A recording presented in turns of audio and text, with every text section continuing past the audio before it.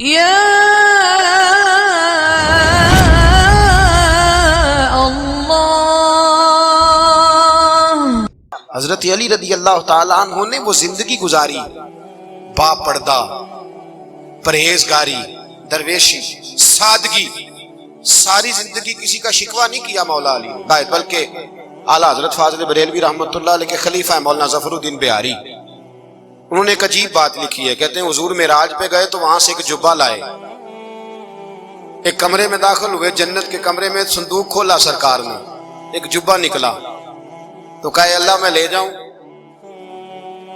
تو رب کریم نے فرمایا بھی مجھے پتا ہے تو لے کے جائے گا پر پہننے کا نہیں، کسی نہ کسی غلام کو دے دے گا۔ کہا مولا وہ تو پھر تیرا فضل ہے۔ رب کریم نے فرمایا محبوب اسے دینا جو میرے راز تک پہنچ جائے، اس کو دینا جو میرے راز تک پہنچے۔ حضور جبہ لے کے آئے۔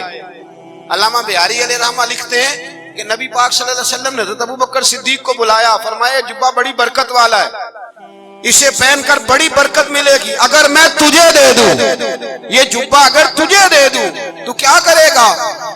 تو حضرت ابوبکر کہنے لگے حضور ساری دنیا میں سچ پھیلا دوں گا۔ حضور نے فرمایا نہیں تو اللہ کے راز تک نہیں پہنچا۔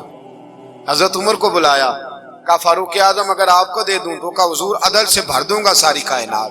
فرمایا بات تیری ٹھیک ہے پر راز الہی تک نہیں پہنچا۔ عثمان اگر تمہیں دوں تو جناب عثمان غنی رضی اللہ تعالیٰ عنہ عرض کرنے لگے حضور اگر مجھے ملا تو میں حیا کی چھاؤں کر دوں گا، ہر جوان ہر بچی کے لیے حیا کے فیصلے کروں گا اللہ تعالیٰ کی دی ہوئی طاقت سے۔ حضور نے فرمایا بات تیری بڑی خوب ہے پر تو مراد تک نہیں پہنچا۔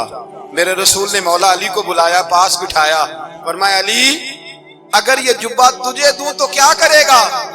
حضرت علی نے آنکھ کھول کے حضور کا چہرہ دیکھا، عرض کرنے لگے محبوبہ اگر مجھے مل گیا تو میں اللہ کی مخلوق کی پردہ پوشی کروں گا، میں رب کی مخلوق کی میں پردے ڈالوں گا، مخلوق کے عیبوں پر میں چھپاؤں گا اس جبے کی برکت سے۔ حضور کی آنکھوں میں آنسو آئے، فرمایا تو رب کے راز تک پہنچا ہے، جبہ تیرا ہی بنتا ہے، تو پہنچا ہے اللہ کے راز تک۔